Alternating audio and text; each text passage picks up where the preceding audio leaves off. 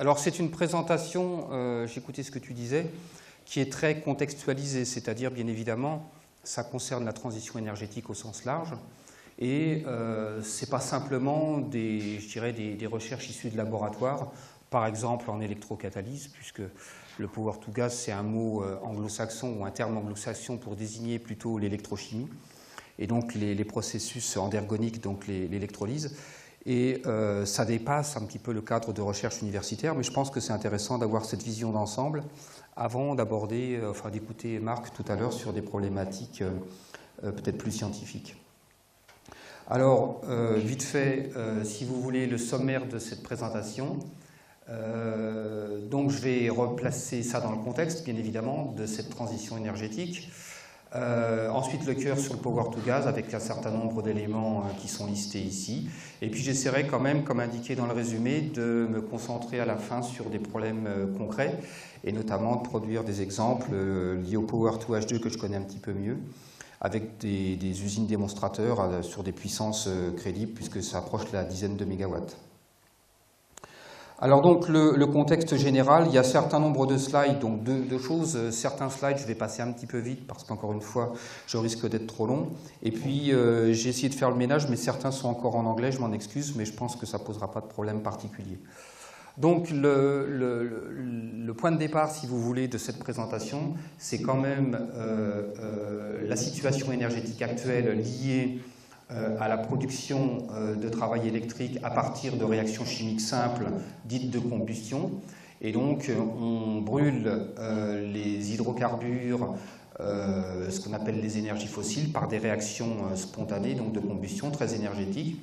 Et dans les transformateurs qui sont utilisés pour la production de travail électrique, on passe par la case chaleur, avec les conséquences que ça a en termes de rendement et d'efficacité énergétique, et on produit ce travail électrique. Alors on peut brûler bien évidemment dans l'oxygène, dans l'air, un certain nombre de carburants, on peut les comparer les uns par rapport aux autres, certains ont des pouvoirs énergétiques plus élevés que d'autres, mais la problématique dans le cadre de la transition énergétique, au-delà de l'énergétique associée à ces transformations, c'est principalement la nature des combustibles naturels utilisés donc, et la limitation des réserves, même si le temps passant, on s'aperçoit qu'à force de faire des trous, on en trouve toujours davantage. Et puis l'émission de dioxyde de carbone dans l'atmosphère, et il s'agit de dioxyde de carbone dont l'atome de carbone était auparavant dans le sous-sol, et donc l'accroissement de la concentration atmosphérique en CO2, et donc les effets délétères que ça peut avoir sur l'environnement, par exemple par le biais d'effets qui sont maintenant bien connus, comme l'effet de serre, réchauffement climatique, dérèglement climatique, etc.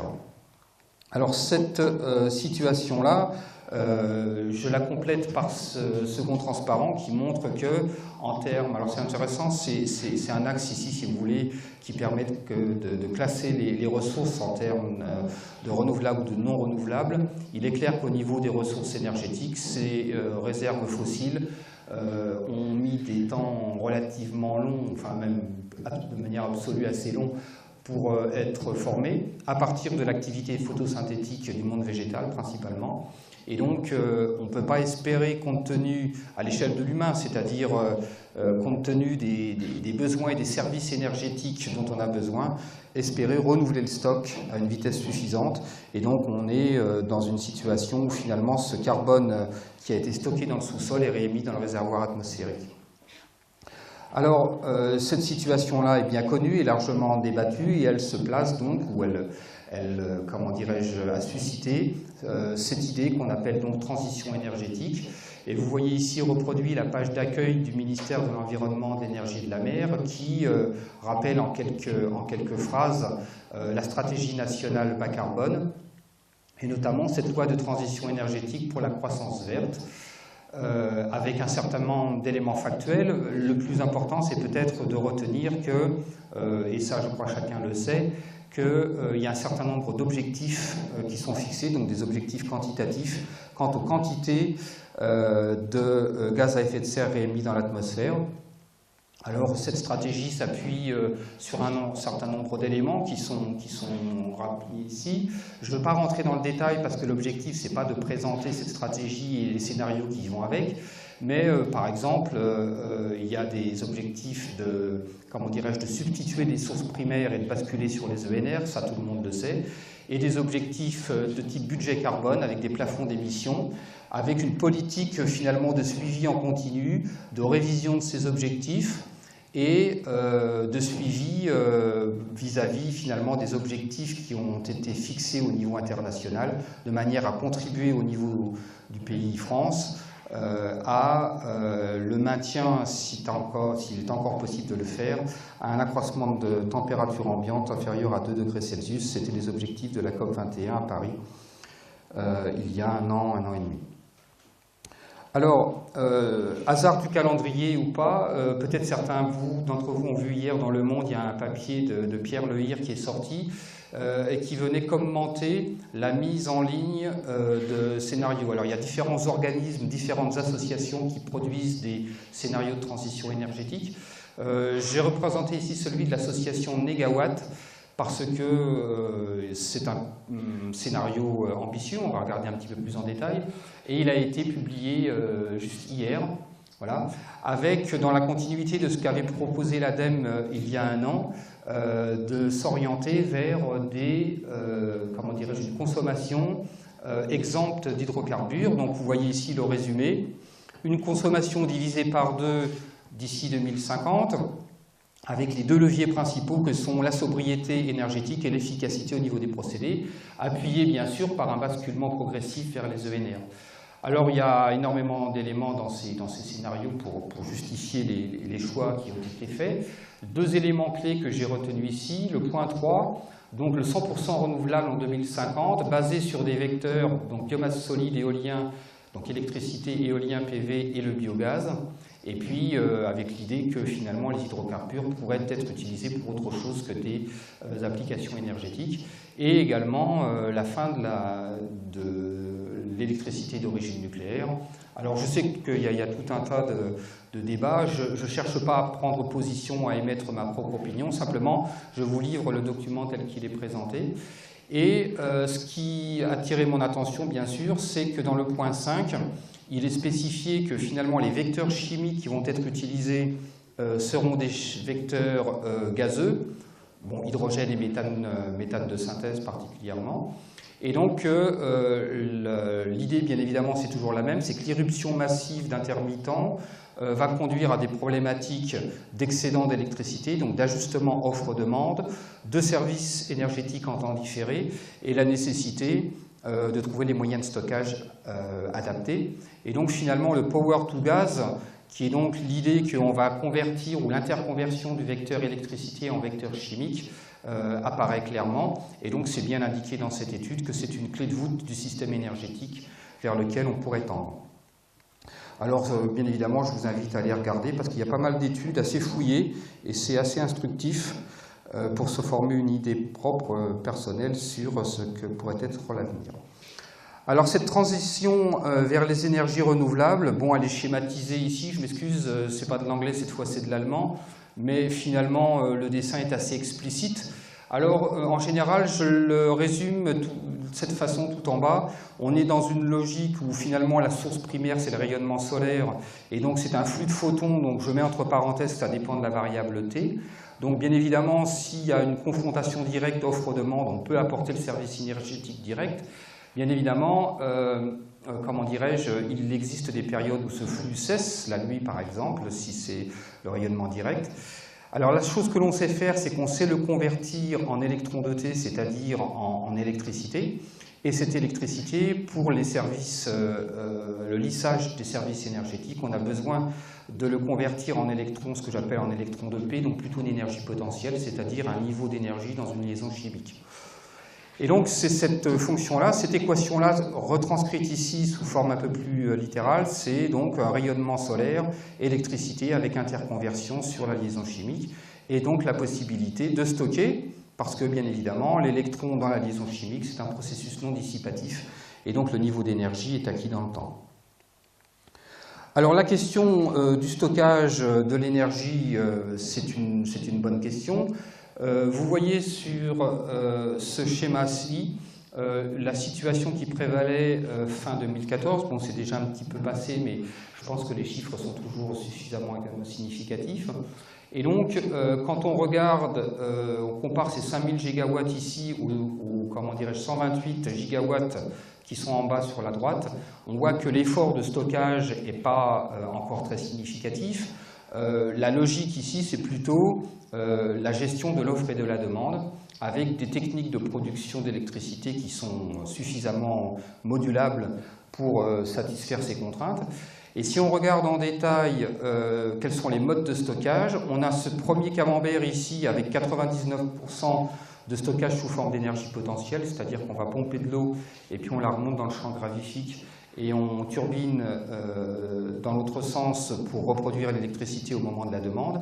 Et puis la petite tranche ici colorée en jaune, c'est cet ensemble vertical-là dans lequel on trouve un mélange de différentes techniques qui sont plus ou moins développées, mais le chemical storage qui apparaît en bas, c'est-à-dire le power to gas, il est quand même encore très fortement réduit. Et parler de power to gas, c'est développer cette possibilité de faire du stockage chimique. Alors, on va regarder donc un petit peu plus en détail comment ça pourrait se faire. La justification sur les vecteurs chimiques, j'aurai l'occasion d'en revenir. Simplement, donc, pour préciser les idées, power to gas, ça implique un sens, c'est-à-dire une direction. Je parle, moi, plutôt d'interconversion électricité-vecteur chimique parce qu'on peut toujours envisager la réélectrification avec des avantages et des inconvénients, bien sûr. Disons que le terme power to gas, c'est plutôt de la gauche vers la droite, donc c'est des procédés endergoniques type électrolyse. Alors, ce schéma-ci montre la vision d'ensemble, si vous voulez. On a sur la partie gauche plutôt les sources primaires, donc les sources conventionnelles, par exemple la combustion fossile dont je parlais tout à l'heure, et puis la mise en parallèle de sources plus intermittentes, telles que photovoltaïque et puis éolien. Et donc, cette intermittence peut être injectée sur le réseau, poser un certain nombre de problèmes. Et on peut la convertir en vecteur chimique par une technique d'électrolyse qui est assez ancienne et bien connue. Et dans ce cas-là, on se retrouve avec le vecteur hydrogène, donc on fait du power to H2. Et cet hydrogène, donc, qui est un vecteur chimique de stockage, peut être stocké effectivement sous pression dans des réacteurs de stockage plus ou moins grands, plus ou moins adaptés, sous des pressions plus ou moins élevées, puisque c'est un composé gazeux. Mais il peut également être injecté dans des réseaux de gaz, alors soit des réseaux dédiés au transport d'hydrogène, des hydrogénoducs en quelque sorte, ou alors mélangé avec du méthane, donc les réseaux de gaz naturels, qui représentent une capacité de stockage extrêmement importante à l'échelle du pays, et former ce qu'on appelle souvent ou parfois le ethane, c'est-à-dire mélange hydrogène-méthane. Et ce mélange-là, ou alors ces composés purs, peuvent être ensuite utilisés pour ces services énergétiques qui apparaissent sur la droite du diagramme, services énergétiques en temps différé. Ça peut être donc pour la mobilité, donc la possibilité de brûler l'hydrogène dans l'oxygène, donc de faire de la réélectrification à l'oxygène de l'air dans les piles à combustible, ou alors de brûler les mélanges d'ethane plus ou moins enrichis en hydrogène, par des turbines par exemple, et d'envisager la réélectrification. Et puis l'hydrogène, il ne faut pas oublier, c'est aussi une molécule d'intérêt chimique important pour un ensemble de procédés. Donc, comment dirais-je, on aurait l'utilisation du vecteur hydrogène dans l'industrie chimique, mais à partir d'ENR, avec des parts croissantes au fil du temps, comme indiqué tout à l'heure dans les scénarios de transition énergétique. Alors une idée parallèle, c'est de recycler du dioxyde de carbone d'origine industrielle, donc suffisamment concentré, pour le faire réagir avec cet hydrogène-là, et puis faire une réaction de méthanation, et donc faire du gaz naturel de synthèse, enfin du méthane de synthèse, et l'injecter lui aussi dans les tuyaux, etc. Alors bien évidemment, ça pose un certain nombre de problèmes, notamment, enfin au-delà des problèmes techniques, quelle est l'origine de ce carbone? Est-ce que c'est une émission anthropique ou pas? De façon à pouvoir, comment dirais-je, marquer la trajectoire, parce que ce qu'il faut éviter, à mon avis, c'est que cette jolie façon de procéder ne soit qu'un moyen de transférer finalement la taxe carbone de l'émetteur à l'utilisateur final, ce que certains envisagent déjà en se frottant les mains. Bref, c'est un scénario qui couple différentes choses. Je vais plutôt m'intéresser sur la partie propre, c'est-à-dire ce qu'on appelle l'hydrogène vert, eau donne hydrogène sans émission de carbone associée. Alors, gardez à l'esprit que finalement, cette réflexion sur l'interconnexion des vecteurs énergétiques, elle se développe. Ça peut être... alors, sur ce graphe-là, qui vient un petit peu compléter le graphe précédent, on retrouve en parallèle le vecteur électricité et les vecteurs gaz dont je viens de parler. On voit apparaître également le vecteur chaleur. Et donc, l'intrication et l'interconversion par des techniques qui sont malgré tout déjà éprouvées entre ces différents vecteurs apportent une certaine flexibilité et on pourrait... comment dirais-je, développer des systèmes énergétiques soit, j'allais dire, macroscopiques à l'échelle d'un pays ou à des échelles beaucoup plus locales, de manière à accroître l'efficacité énergétique. Donc finalement, on retrouve ici listés les deux éléments identifiés par le scénario négawatt de sobriété, bien sûr, mais surtout d'efficacité énergétique par l'interconversion de ces vecteurs. Et donc, l'hydrogène, finalement, qui trouverait une application en tant que molécule chimique, par exemple pour des réactions telles que la synthèse de l'ammoniac pour les engrais, ou différentes applications industrielles, trouverait aussi des applications sous forme d'énergie, c'est-à-dire le pouvoir énergétique associé à la réaction de combustion. Alors, d'où vient l'hydrogène? C'est un point qu'il faut clarifier aussi parce que dans la discussion actuelle, dans cette transition énergétique, on va devoir faire la différence entre deux choses. L'hydrogène, c'est un composé qui est largement utilisé dans l'industrie. Vous voyez ici le camembert qui montre un petit peu la répartition. La réaction, disons, royale, c'est ce qu'on appelle le vaporoformage du méthane. Donc regardez la réaction bilan qui est en bas. Qui est donc le traitement du méthane à la vapeur d'eau, avec encore une fois émission de dioxyde de carbone dans l'atmosphère, donc c'est une émission anthropique, et production d'hydrogène. Donc c'est ce que certains, et Air Liquide je crois l'appellent ainsi, c'est ce qu'on appelle, alors il y a un code de couleur, ça serait plutôt de l'hydrogène bleu, à condition que ce dioxyde de carbone qui est émis ici soit ensuite capté et stocké, c'est-à-dire réinjecté dans le puits de méthane, de manière à le laisser dans le sous-sol. Auquel cas, l'hydrogène peut être considéré comme décarboné, et on emploie plutôt l'adjectif hydrogène bleu. Bon. Sur la filière de l'eau, qui est à droite, où on extrait la molécule d'hydrogène de la molécule d'eau, on parle d'hydrogène vert. Bon. Et bien évidemment, il n'y a pas de molécule de carbone dans ce cycle-là. La seule différence, c'est que si vous regardez les enthalpies de dissociation et que vous les ramenez à la molécule d'eau, eh bien, il y a une différence significative en termes d'énergie, donc en coût d'extraction. Et la question de la compétitivité de la molécule d'hydrogène issue de l'eau par rapport à celle issue du méthane est une question importante. Même lorsque l'on inclut le CO2, il va falloir voir si économiquement il y a un intérêt ou pas à le faire cela. Alors, là, je vais passer un petit peu plus rapidement. D'un point de vue génie des procédés et génie chimique, si vous voulez, il y a un certain nombre de technologies qui existent.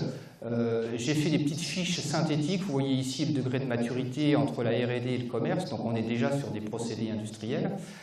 J'ai résumé ici ce que pourrait être un procédé de méthanation par voie directe. Bon, avec un certain nombre de caractéristiques, c'est clair que dans cette réaction-là, on a besoin d'hydrogène. Hein, et donc, si on a de l'hydrogène vert qui provient de la molécule d'eau et de NR, avec du CO2 qui provient de procédés industriels, on va recycler du carbone pour faire du méthane synthétique. Mais il est clair que celui qui, à la fin du cycle, va récupérer le pouvoir énergétique du méthane synthétique, va libérer le CO2 dans l'atmosphère et on arrive plutôt à une situation où on dégaze en quelque sorte le carbone, on met le carbone dans le réservoir atmosphérique à un autre moment et celui qui va devoir porter le poids de la taxe carbone sera l'utilisateur final. Il y a pas mal de réflexions, et là je vais passer encore plus vite, sur des vecteurs chimiques de plus haut poids moléculaire qui, eux, ont le bon goût d'être liquides. Alors, vous avez déjà des procédés chimiques relativement simples, tels que celui-ci pour la méthanolisation. Bon, le méthanol comme carburant, ça marche bien dans les moteurs à combustion interne. Ça a le mauvais goût d'être un neurotoxique et d'être totalement soluble dans l'eau, enfin soluble en toute proportion. Et donc, du coup, on préfère, en termes de carburant, regarder la formule déshydratée qui est le diméthyléther, qui s'obtient par une opération unitaire supplémentaire et qui permet d'aboutir à un carburant alternatif qui peut, comment dirais-je, qui n'a pas les inconvénients, qui est liquide et qui n'a pas les inconvénients du méthanol. Mais cela dit, toutes ces filières-là posent toujours le problème du fléchage ou du suivi du carbone. La réaction à proscrire, c'est quand un carbone dans le sous-sol se finit sa vie dans l'atmosphère, puisque c'est ça qui cause l'effet de serre et les dérèglements climatiques contre lesquels on essaye de lutter. Alors, la filière hydrogène, je la place un petit peu au cœur de cette présentation. Elle a au moins, même s'il y a des inconvénients, le mérite de s'affranchir finalement de cette problématique carbone. Et c'est le prototype de la réaction chimique qui permet donc le stockage d'énergie radiative incidente avec un service énergétique de réélectrification en temps différé. Donc vous voyez ici sur ce petit schéma comment dirais-je, la séquence des opérations unitaires. L'électrolyse, bien évidemment, c'est le procédé royal avec émission et stockage du dioxygène dans le réservoir atmosphérique. Bon. Et puis c'est l'hydrogène qui est le combustible à valeur ajoutée qui est ensuite purifié si nécessaire, encore que par électrolyse, il n'y a pas besoin de beaucoup de purification, qui peut être stocké, qui peut être transporté, qui peut être distribué et qui peut être ensuite brûlé électrochimiquement dans une pile à combustible pour rendre le travail électrique associé à l'input initial d'énergie. Alors les questions des rendements sont des questions assez importantes. J'ai mis ici quelques chiffres clés. Il est clair que sur ce cycle-là, qui couple finalement une dissociation à une recombinaison, c'est-à-dire une charge et une décharge de batterie hydrogène, on se retrouve avec des rendements qui sont ceux qui sont indiqués ici. La phase de charge, c'est-à-dire l'électrolyse de l'eau, bien évidemment, ça va dépendre de la densité de courant, c'est-à-dire du niveau d'irréversibilité auquel on accepte de fonctionner, et ça va dépendre aussi de la température de fonctionnement, parce qu'il existe une grande variété, une grande palette de technologies dont l'efficacité dépend de la température de fonctionnement. La réaction de réélectrification en sens inverse a un rendement un petit peu inférieur, et le rendement de cycle est le produit des deux. Et donc on se retrouve à peu près sur des rendements compris entre 40 et 65% selon la température de fonctionnement. Alors le rendement lui-même n'est pas un critère de validation ou de rejet d'un cycle de stockage tel que celui qui est présenté là.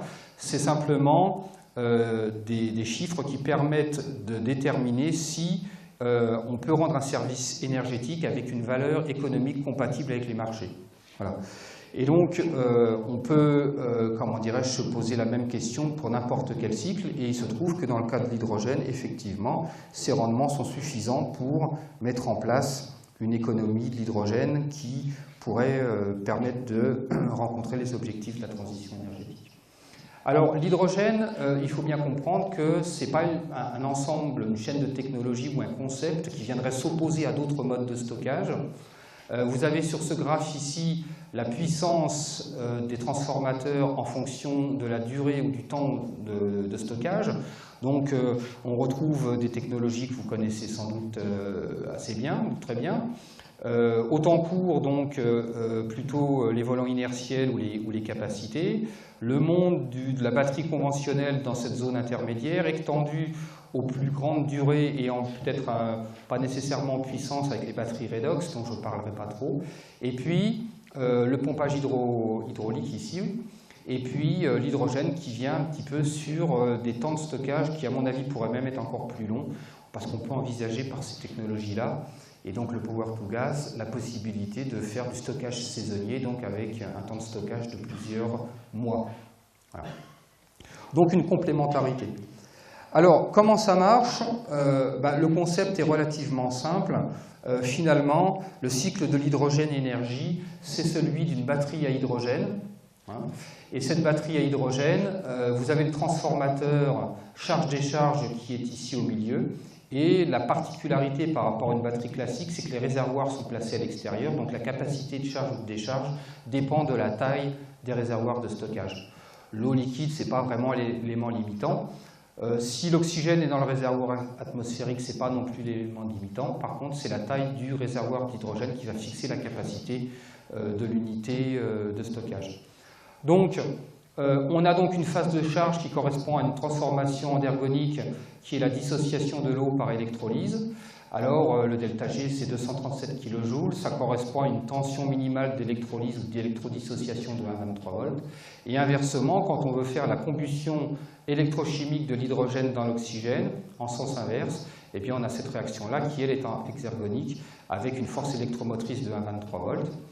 Et les caractéristiques thermocinétiques, finalement, des phases de charge et de décharge dépendent, et on le voit un petit peu en regardant ces grandeurs thermodynamiques-ci, dépendent de la température de fonctionnement. Et laquelle température de fonctionnement dicte aussi la nature des matériaux qui sont utilisés dans les convertisseurs. Bon, je ne veux pas rentrer trop de détails. Les étudiants qui suivent mes cours savent que c'est le sujet favori d'examen que je leur propose à la fin des cours, et je ne veux pas dévoiler de secrets en vue de la prochaine campagne. Alors, si on revient sur les différentes étapes, donc, comprenons bien, on a donc une phase d'électrodissociation de l'eau par électrolyse, on a une phase de stockage, transport, distribution, et on a une phase de réélectrification. L'électrolyse, ce sont des technologies qui sont matures. J'ai dit tout à l'heure qu'on pouvait en avoir différentes sortes. On a ici à gauche une photo d'un électrolyseur alcalin. Vous voyez quand même avec la taille des gens qui sont à côté que c'est des mètres carrés de surface. Et sur l'empilement ici, il peut y avoir une centaine, 200 cellules qui sont mises en série de manière à faire un procédé un petit peu plus intensif. On a au milieu une technologie plus récente, dite à électrolyte polymère, qui a été développée dans les années 60 pour des applications spatiales et sous-marines et qui est en train progressivement de monter en puissance puisqu'on est maintenant aux alentours de quelques mégawatts. Il y a des prototypes de la centaine de mégawatts qui sont en cours de construction. Et puis à droite, des exemples d'empilement sur des technologies dites haute température qui utilisent des électrolytes à conduction par ion oxyde. Alors, le résumé du marché hydrogène lié à la production, c'est le suivant. Bien évidemment, c'est une molécule qui a un intérêt chimique dans l'industrie, et ça, c'est utilisé depuis bien longtemps, depuis le début du XXe siècle, et un certain nombre d'applications avec des puissances et des capacités différentes. Le marché émergent, c'est celui de la mobilité hydrogène ici. J'en parlerai dans le slide suivant. Et puis le power to gas dont je parlais tout à l'heure, c'est plutôt le stockage massif, qui lui est en cours un petit peu de déploiement, de développement, mais qui n'est pas encore quelque chose de, comment dirais-je, qui n'a pas atteint la maturité industrielle des autres applications. Alors on a l'habitude en ingénierie de comparer les procédés en fonction de leur niveau de TRL. On est effectivement en électrolyse de l'eau largement en TRL 9, même si dans les laboratoires, l'amélioration et l'innovation qui concerne principalement les aspects sciences des matériaux, notamment l'électrocatalyse ou les matériaux à propriété de transport. Bon, on essaye d'innover dans ces niveaux-là et puis d'alimenter finalement les technologies existantes pour accroître leur efficacité et leur flexibilité. Alors, le transport de l'hydrogène, deux mots, c'est soit c'est du transport longue distance par des hydrogénoducs mélangés avec des gazoducs, ou alors du transport sur des échelles plus locales sous pression dans des, comment dirais-je, dans des cigares pressurisés, avec des pressions qui peuvent être élevées. Le standard pour la mobilité hydrogène, on va le voir, c'est 700 bars, ce qui pose un certain nombre de questions. Mais bon, on sait transporter, on sait distribuer. Ça a le mauvais goût d'être gazeux, mais finalement, on sait faire. Les applications mobilité hydrogène, ce n'est pas l'objet de ma présentation, mais j'en dis quand même quelques mots et je résume les informations sur ce slide-ci. Il y a les chiffres clés à gauche. Alors, les stations hydrogène, on sait faire. Les véhicules hydrogène, on sait faire. Le stockage embarqué, on sait faire. Les chiffres clés, c'est 1 kg d'hydrogène pour 100 km.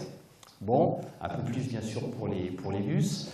On sait recharger dans des réacteurs sous pression à 700 bars en 2-3 minutes, donc un service clientèle similaire à celui des carburants conventionnels.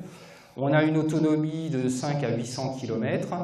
On a le coût du kilogramme d'hydrogène aux alentours de 2 kg pour l'hydrogène issu du méthane avec CCS, ou de 5 jusqu'à 8 € pour l'hydrogène vert issu de l'eau. Bon, donc il suffit de multiplier par 5 ou 6, on voit qu'on a un prix compétitif par rapport au carburant conventionnel, et puis, comment dire, la possibilité de mettre des taxes, parce que c'est quand même ça aussi qui intéresse les pouvoirs publics. Des prix de véhicules mis sur le marché, il y a des flottes de plusieurs milliers de véhicules qui tournent depuis plusieurs années. Donc entre 50 et ça descend vers 30 kg maintenant avec les pré-séries. Et puis la problématique, comme pour le véhicule électrique, de l'infrastructure de recharge avec des plans d'ouverture de stations hydrogène, une centaine de stations par an dans différents pays, notamment l'Allemagne, le Japon et les États-Unis. Voilà.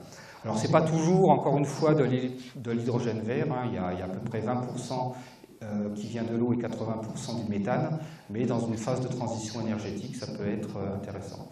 Alors le scénario de négawatt dont j'ai parlé tout à l'heure, j'ai regardé un petit peu avec attention. Ils ont une vision un petit peu spécifique du véhicule hydrogène, ils le recommandent plutôt pour des usages urbains. Je n'ai pas trouvé explicitement mention de la filière hydrogène, ils sont plutôt intéressés par le méthane, mais sur les plus grandes distances, donc on retrouve la problématique habituelle. Et apparemment, je pense que quand on parle de méthane pour un véhicule, c'est plutôt des moteurs à combustion interne, avec les histoires de rendement et d'émissions d'oxyde d'azote qui vont avec. Donc je pense que la filière hydrogène, elle mérite quand même d'être regardée d'un peu plus près.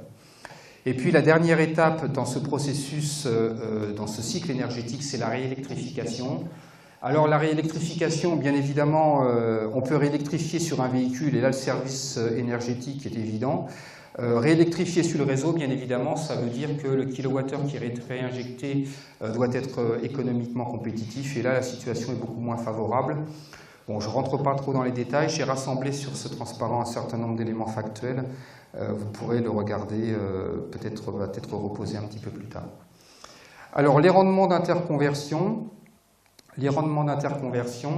Eh bien, vous avez ici un certain nombre de chiffres. Là encore, je vous laisserai peut-être regarder un petit peu plus tard. Simplement, il faut, comment dirais-je, garder des ordres de grandeur à l'esprit. Et finalement, soit on fait un cycle complet électricité, vecteur, électricité sans cogéner, on est en dessous de 50%, et si on valorise la chaleur, on est aux alentours de 50%. Et ce sont des valeurs qui permettent de faire du business et si on peut faire du business, de mettre en œuvre la transition en s'appuyant sur cette filière. Quelques éléments de coût.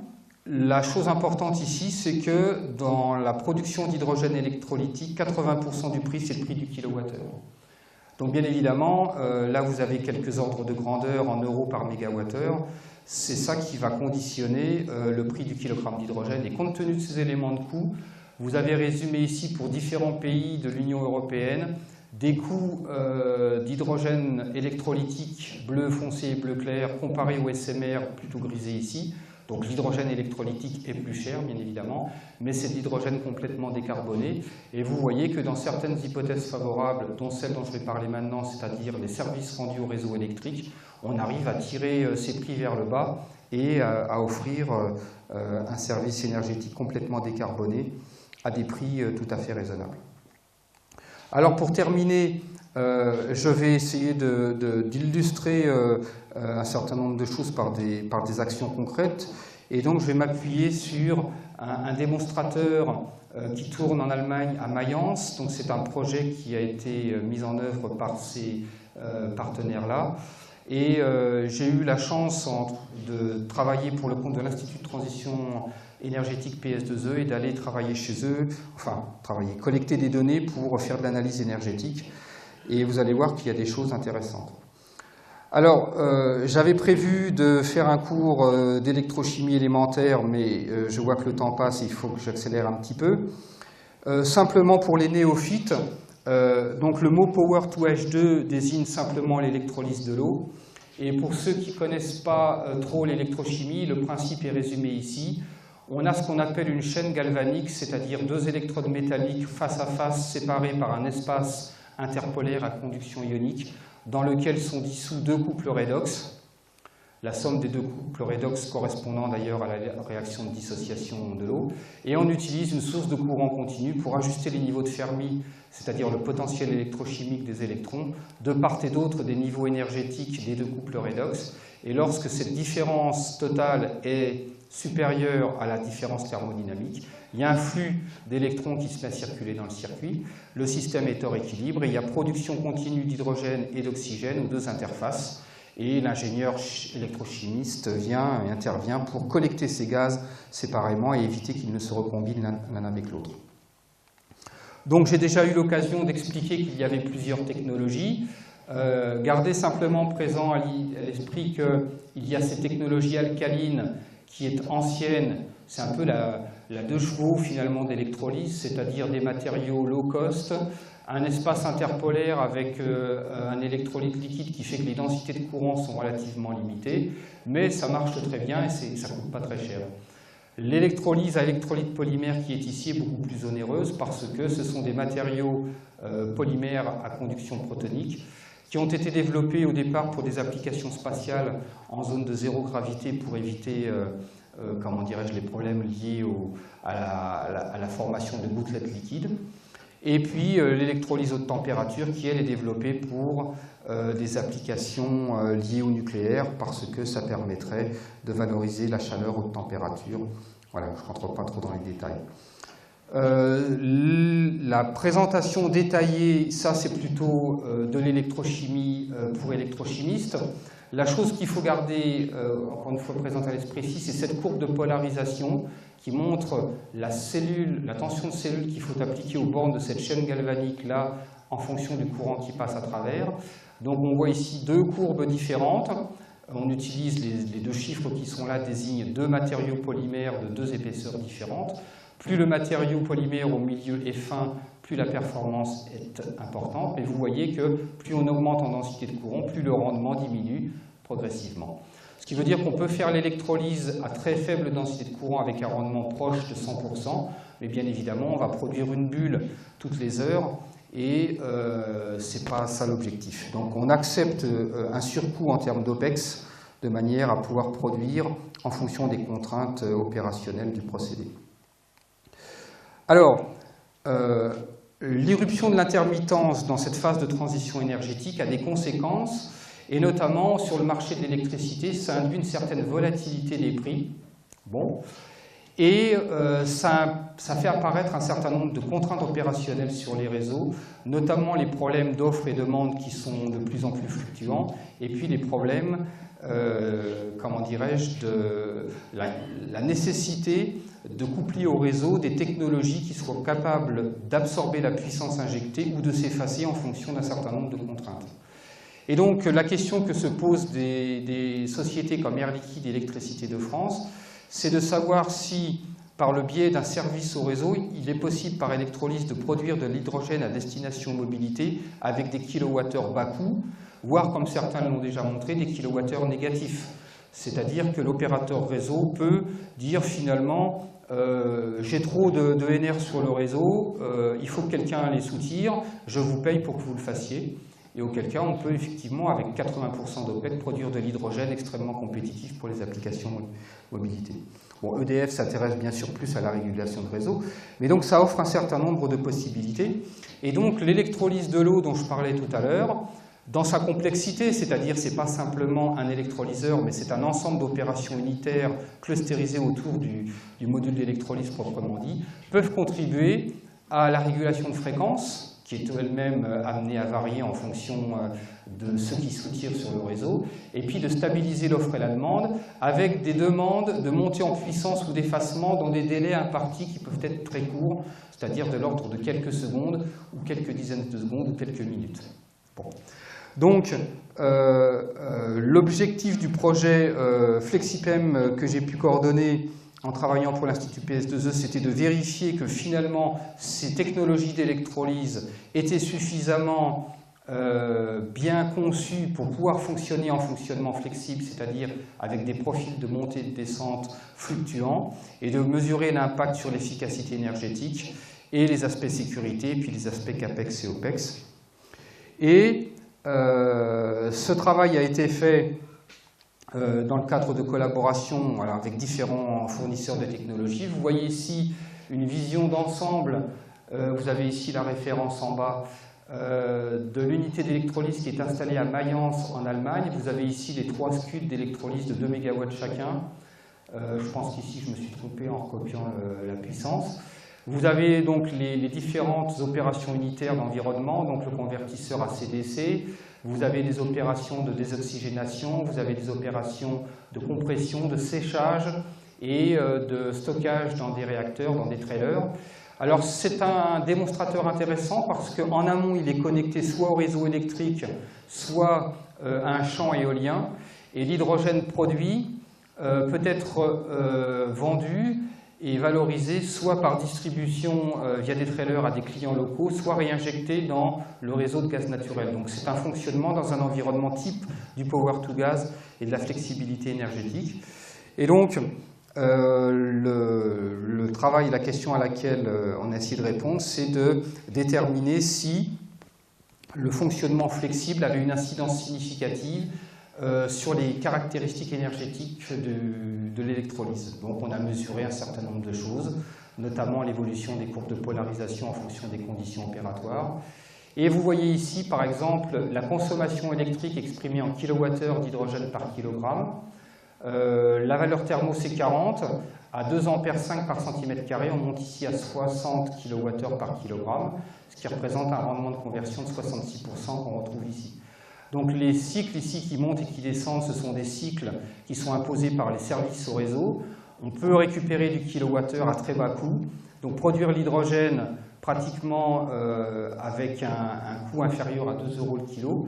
Et même si les rendements ne sont pas très élevés, puisque le coût du kilowattheure n'est pas élevé, le service énergétique est viable économiquement. Alors, bien évidemment, ces technologies ont été validées pour des fonctionnements flexibles, c'est-à-dire la capacité à travailler avec des charges électriques en termes de contraintes aval, c'est-à-dire de débit de production, ou des contraintes amont en termes de puissance injectée qui sont variables, et puis des mesures de réactivité à froid, c'est-à-dire que la machine est froide, on la fait monter rapidement en puissance nominale, ou lorsque c'est chaud, et l'identification de stratégies de stockage local de chaleur pour permettre de maximiser le rendement de l'opération. Bon voilà, c'est un petit exemple qui préfigure ce que pourrait être l'avenir. Donc j'en arrive à la 4e et dernière partie sur les conclusions. Alors, bon, c'est un petit peu long à lire. Je résume simplement ici l'ensemble des caractéristiques de ces cycles et de ces opérations de stockage. Bien évidemment, cette transition énergétique dont on parle, c'est l'utilisation des ENR comme source primaire d'énergie. Bon. Le caractère intermittent exige ces opérations de stockage et le power to gas, c'est la technologie, c'est le procédé qui va permettre le stockage chimique. Bon. Un satisfecit, mais tout personnel, à la filière hydrogène qui a été souvent décriée parce que bien évidemment derrière il y a des aspects sécurité dont je n'ai pas eu le temps de parler, mais qui se développe beaucoup dans certains pays, un peu moins en France, même si certaines opérations supportées par les pouvoirs publics, tels que les territoires hydrogène promulgués récemment, montrent que la dynamique est enclenchée et qu'il y a quand même un effort qui est fait pour déployer ce genre de technologie. Compte tenu de l'état de l'art au niveau technologique, l'électrolyse de l'eau permet de produire de l'hydrogène avec un prix compatible marché, donc ça c'est quand même important. Les rendements de cycle peuvent être assez élevés en fonction de la température des convertisseurs, et donc on peut imaginer des technologies stationnaires fonctionnant à plus haute température qui auraient des rendements particulièrement élevés. Bon. La réélectrification pour le service réseau est plus problématique, surtout avec les technologies basse température, mais encore une fois, le couplage d'une technologie haute température avec l'industrie nucléaire, par exemple, offre un certain nombre de possibilités. C'est des choses qui sont étudiées activement au CEA. Voilà. Et puis, ne perdons pas de vue que dans le paysage actuel, bien évidemment, il existe différents vecteurs énergétiques chimiques. L'hydrogène est un exemple, ça peut être un intermédiaire pour aller vers du méthane de synthèse ou du méthanol ou du diméthyléther. Et donc, pour l'instant, il est bien difficile de savoir ce que l'avenir réservera. Je terminerai en mentionnant, j'aurais pu le faire plus tôt, c'est les orientations de la stratégie nationale de la recherche en France et les orientations concernant l'énergie avec un certain nombre de directives. Mais quand on regarde les mots-clés dans le détail, on voit que ça vient effectivement en appui de la stratégie bas carbone et de cette TECV. Et on retrouve un certain nombre d'axes directeurs qui sont pour l'instant mis en musique par les alliances telles que l'encre et qui sont déclinées sous forme d'appels d'offres par l'Agence nationale de la recherche, par exemple. Donc la mise en place d'une véritable politique au service des objectifs de transition énergétique. Voilà. Et j'ai terminé en remerciant avec un certain nombre de collègues avec lesquels on travaille, avec des partenariats divers au niveau européen, français, il y a même des collègues russes, et puis l'Institut PS2E qui va arrêter son activité, mais qui s'inscrit et va continuer de s'inscrire dans le paysage de la transition énergétique, puisqu'il y a un certain nombre d'activités qui vont être transférées dans d'autres ITE. Voilà.